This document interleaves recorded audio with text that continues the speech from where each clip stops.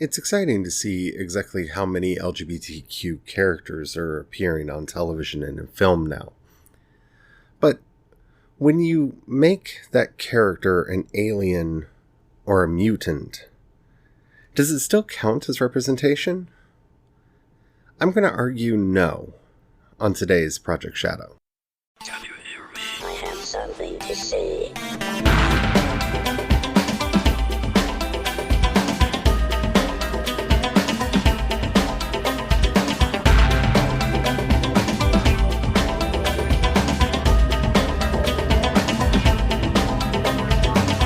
Project Shadow starts now. Hello everyone, how are you doing today? My name's Charlie. You might know me better as sci-fi fantasy writer C.E. Dorset. And on today's show, we're going to be talking about what it means when representation isn't quite representation. But before we get into all of that, hi. So I lost my voice yesterday, but today I'm doing better. Yeah, I'm surprised I didn't bring anything back from the convention, but yay, I didn't. This was actually a panel idea that I had that was not accepted, and so I thought I would talk about it here on the show.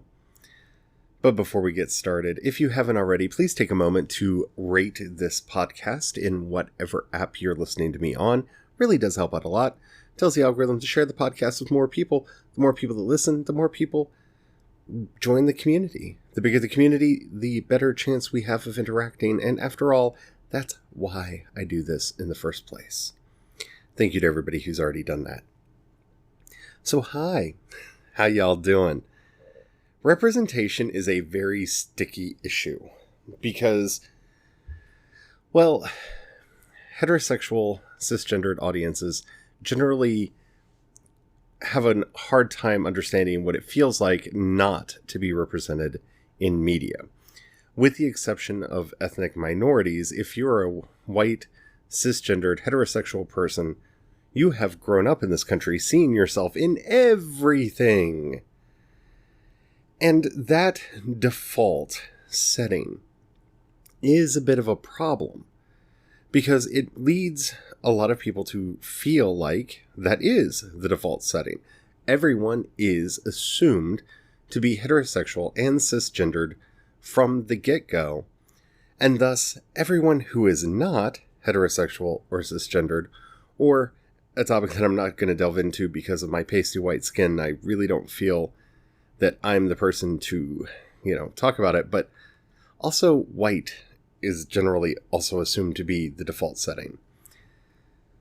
So we have had quite a few characters come across lately that are LGBTQ characters. But one of the problems that I have is with making them alien, making them mutants, making them something other than a stock standard human. That poses a huge problem when it comes to representation. You see, the value of representation is, well, hey, look, we're just like you. We're there. We're part of everything. Everything's okay. Now, I'm going to be talking a lot about Supergirl because I think they did this right and wrong simultaneously. So if you haven't seen the most recent season of Supergirl, I'm not going to be giving a lot of spoilers. So I'm just going to be talking about Nia Null. So, if you do not know any of the backstory of Nia Null, and you do not want to be spoiled for it, I'm not going to spoil the overall plot of the season. But if you don't want to know who Nia Null actually is, or any of that, spoilers are ahead. Nia Null was a character that I was very excited to see come onto the show because, one, that means that DC is starting to embrace some of the weirder characters in the DC library. I was hoping this would be the case with the success of Legends of Tomorrow, which is probably, at least for my money, the weirdest show on television, and that's why I love it so much. Nia Null is Dreamer. She is a person with superpowers that comes from her ability to harness dream energy. She can see the future in her dreams, and she's an interesting character. Okay. Now, I am not going to lambast the creators of Supergirl, or the showrunners, for making her half alien. Because, at least so far, until Crisis on Infinite Earth smashes everything together, which, by the way, it better smash everything together so all of our characters exist in the same universe, finally, which will be a great thing. The only way to be a superhero in the world of Supergirl is to be an alien. Aliens have superpowers, humans do not, unless it's through some very direct intervention. So, by default, by bringing in a superhero, they have to be alien. Okay. That is a conceit of the setting. And they do a really good job with Alex. I'm not a lesbian, so I can't speak to any weird quirks in her writing, in the way she's written, as far as anything that I'm overly sensitive to, because I'm not a lesbian. But as far as a queer character on television, I really like the way that they deal with Alex. They treat her like any of the other characters. The fact that she likes women is just a thing. Now, I think they give her an overly dramatic coming out arc, but that's just because I'm kind of over coming out arcs. They did a similar thing with Dreamer. And this has to be the hardest thing in the world when writing trans characters. How do you reveal to the audience and to the world that the character is trans without having a coming out moment? So the first thing that I have to give them props for is they hired an actual trans actor to play a trans character. That is unconscionably rare in today's media. In fact, there's a whole thing with Scarlett Johansson going on right now about that, and I'm not going to talk about that because I have feels, and they're not on Scarlett Johansson's side here. Allowing a trans actor to play a trans character is very important because Hollywood is an elite club. By allowing anyone who is cisgendered to play a trans character, it does two things. One, it steals a role from a trans actor that could play that role with a bit of pathos and understanding that a cis actor will not be able to bring to the part because they understand transition, they understand what the character has gone through to get to that point. The second part of that is it doesn't help with representation. By having a heterosexual, straight, cisgendered woman play a trans character, what you're doing is setting up false pretenses. Well, of course they hired a cisgendered actor to play a trans character because how else would we believe that a man could look like a woman? And trust me, I've heard that argument on numerous occasions, and it makes my blood boil. By actually allowing trans actors to play trans characters, it opens up the dialogue as to what trans people look like, who we are, what we can do in the world. And that's a big thing. That's a big thing. The second thing that they did was allowing the character to come out as trans before coming out as half alien. Now that works because she's able to utilize her own sense of marginalization to speak to the issues that were present in the episode. Very well done. Kudos to you, Supergirl. Now, the problem that I have with her being half alien is... okay, the fact that they made her a half alien really bothers me more than if she had just been an alien. Because one of the biggest problems we in the trans community have to deal with is several slurs, and I'm going to say one in a moment, so trigger warning if transphobic slurs get you. But one of the biggest problems that we have is people referring to us as he, she's. You know, half and halves. And allowing the character to be a half alien character does, to a certain degree, feed into that stereotype, but at the same time, allowing her to have powers that are only transferred down through the female line of the family does reinforce the idea that trans women are real women in a very powerful and wonderful way.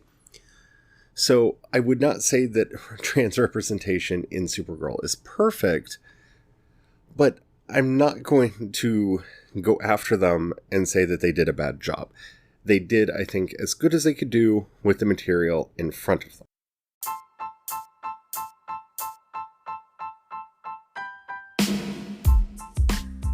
The problem with a lot of representation, especially as it's presented in science fiction and fantasy, is that it overlooks one of the biggest problems that any marginalized group has, that of being otherized. We are seen as other. When the default is heterosexual, anyone who is not heterosexual is other. When the default is cisgendered, anyone who is not cisgendered is other. When the default is Caucasian, anyone who is not Caucasian is other. And we can watch shows over the years as they've wrestled with this. Star Trek The Next Generation is fascinating in watching this. The earliest seasons, with the exception of Geordi, who is the only black human on the ship at the very beginning. And I stress that because Michael Dorn plays Worf. He plays a Klingon, which in some ways kind of feeds into a lot of stereotypes about black masculinity. In the first season, the only other major black characters we get are a very Afrocentric, Afrofuturistic, thieving world, aliens that decide to steal a white woman. And that's problematic. That's extremely problematic.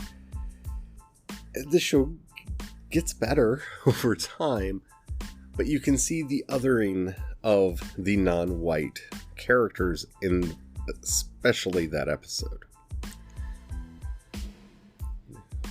TNG and many other shows have also had problems with trying to discuss topics of sexuality by, one, completely misunderstanding what sexuality is. And, for example, in their famous Riker Falls in Love with an Androgyne episode, which was supposed to be about same-sex relationships,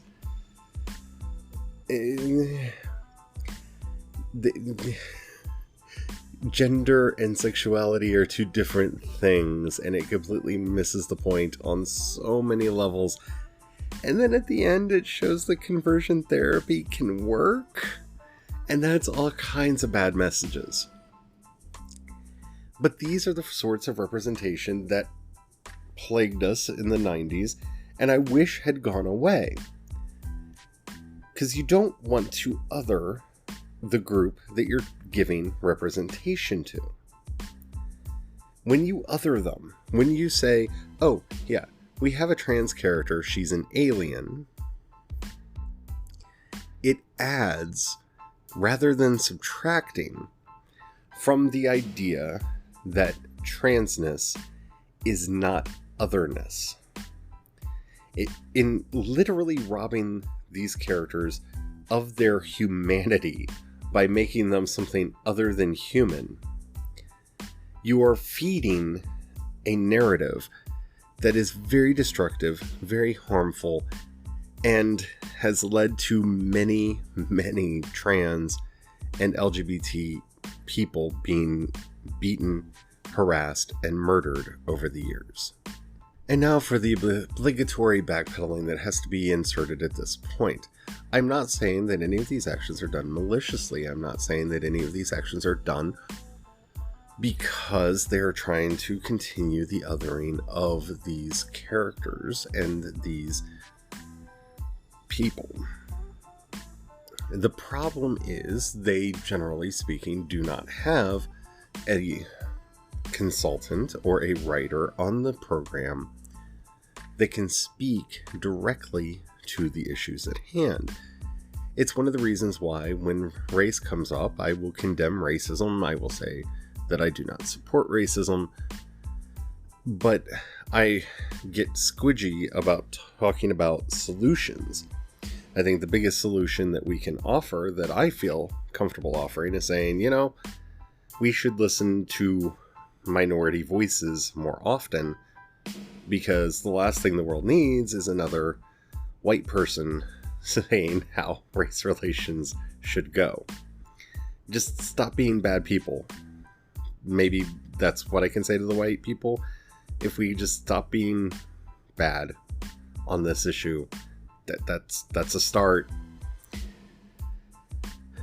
But in my own discomfort on talking about those issues, cisgendered writers and heterosexual writers do not have a problem with using LGBT characters and LGBT coding to get their points across. And that's where this can become problematic. Some people are very well-meaning. The Riker has sex with an androgyne episode, it came from a good place. Like, they were trying to find a way to discuss these issues in a way that they felt that they could get on television at that point where there weren't really that many out gay characters. Actually, I don't know that there were any out gay characters when that episode aired. I can't remember if that was before or after Ellen came out on television. But it came from a good place. It's just they should have consulted with someone before they did it. And that's really what I'm saying here. I'm not saying that heterosexuals cannot write gay characters. I'm not saying that cisgender people can't write trans characters. Those are all things that can happen. And do happen. And sometimes are done very, very well. What I am trying to say is that we have to be very careful when we're trying to include a marginalized group into our fiction, and especially into fiction that requires world building, not accidentally further marginalizing them or feeding the narratives against them. That's where we have to be very careful, and that's where I get nervous when I see a character like Nia Null, who is not only an alien, she's a half alien, so that might be why she's weird. It helps just having a trans character on a television series, and on a television series that has been as popular as Supergirl has. But we have to be so careful.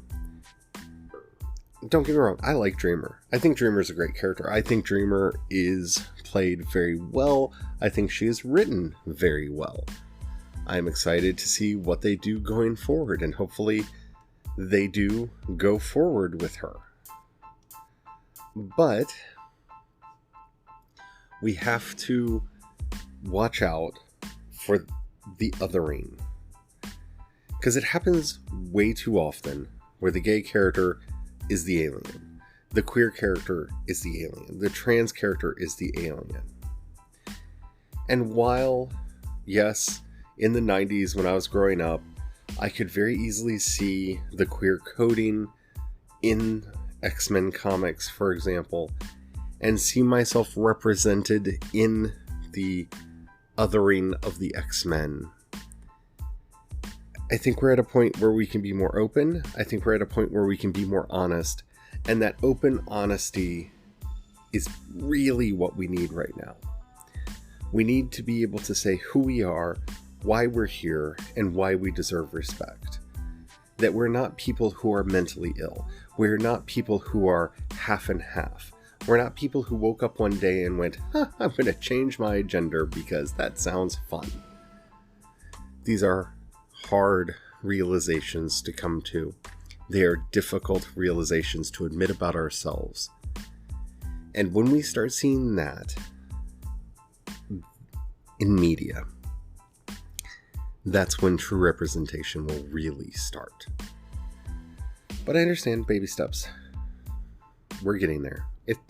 It is getting better. So that's kind of what I wanted to talk about at Shore Leave that for some reason didn't make it onto the schedule. I think it's because it had the word trans in it. Just saying. Not sure. Not 100% on that. Still trying to get some answers. But yeah, that's what it feels like. I would love to know what you think. I really would. If you have any questions, comments, or topics you'd like to hear discussed on the show, in the show notes, you'll find a link to the voice message system. You will have to sign up for an account because we do not accept anonymous voice messages.